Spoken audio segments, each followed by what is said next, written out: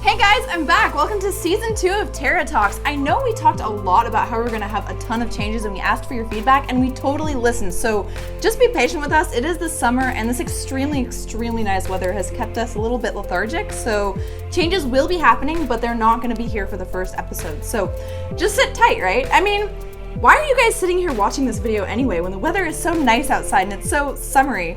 Oh, that's right. You're sitting on the beach like watching it on your iPads and tablets, right? That's what I thought. An interesting post made by a community manager on a Blizzard forum suggests that there's gonna be little microtransactions you can do in-game now. You know what this means for you WoW players? This means that you can not only buy mounts on the Blizzard store online and other things like pets, but you can also buy them in-game now. Do you think this is gonna be in any way comparable to the real money auction house in Diablo 3? I don't personally really think so, because that was more like just buying gear that you're supposed to be able to farm and find, whereas this is just making things easier. What do you guys think? Apparently, they'll only be applying this change to some regions and countries, but it does bring a whole new meaning to the goblin phrase, time is money. I think I'm really bad at impersonations. Time is money, friend! Double Fine Studios has recently announced that their $3.3 million that they made on a Kickstarter is not going to be enough to fund their new adventure game. Tim Schafer recently said that he's going to need a lot more money in order to unlock the full potential of the game. But Mr. Schafer, didn't you only say you needed $400,000 when you started the Kickstarter? I mean, why can't you make it with $3.3 million? Going over the budget that much is just a little crazy. We all know that Kickstarters like to kind of expand and put new features into the games, but that's a little much, don't you think? It's okay, Tim, we still love your games. There it is. Okay, great. You guys have probably already noticed, but Mr. Always Online and no secondhand sales has now left Microsoft.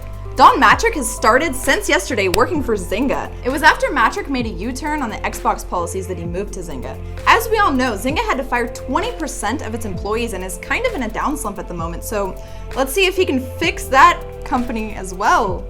It's not yet confirmed who's going to take Mattrick's position, but leading lady Julie Larson Green, who is now the head of the Windows division, is one of the names mentioned to lead Xbox to the next generation.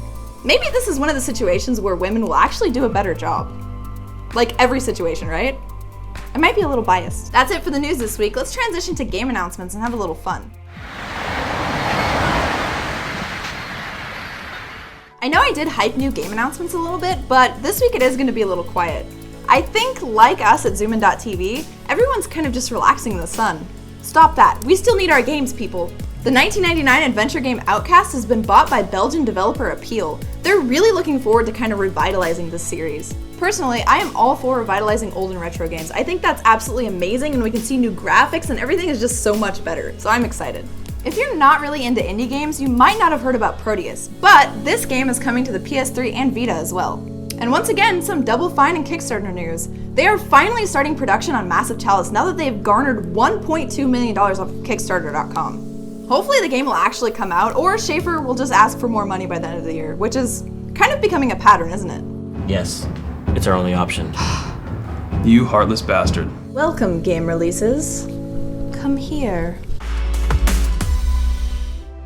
That wasn't creepy at all, was it? Anyone who loves handheld RPGs should really check out Mario & Luigi Dream Team. This isn't going to be like a normal platformer Mario, this is going to be a full-on RPG where timed attacks do extra damage. But there's going to be a ton of stories, so if you don't like reading through story and stuff like that, stick to normal Mario. With RPG being one of my favorite genres, I'm really excited about a Mario RPG. I mean, how could you not be? Role-playing as Mario, leveling up, timed attacks, great combat, everything is just exciting. So, crossover between Final Fantasy and Mario? Maybe not, but I'm still excited.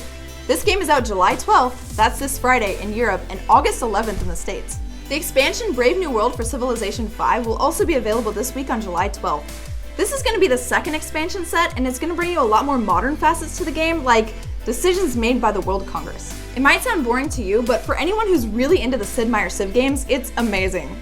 And that's it, I guess, for this week. Short and sweet, right? That's good. You guys can go out and now, like, do something outside. Oh, you don't do things outside like I don't? Okay. Well, then you can go play more League of Legends or whatever it is that you do. Just kidding! You have to stay here and watch my Terrace topic for this week and give your opinion down in the comments, of course. Roll the transition. Since we talked a little bit about it this week, I really just want to get your opinions on indie games. How important are they to you? Do you ever spend money on a Kickstarter for them? Do you fund them? Do you do anything exciting for them? Do you play them? Are they a big part of your gaming life? That's what I want to know, because to me, I feel like indie games are very important for the expansion of the gaming world, whether it be mainstream gaming, esports, or anything like that. It's just great to have smaller companies funding games that they're really, really passionate about. And you see more in-depth love for games that are indie, right? I mean, that's just how I feel about it. So how do you guys feel about indie games? What's your favorite indie game, and do you play indie games on a regular basis? Let me know down in the comments, as always. Whew, that was a mouthful. That's what she said.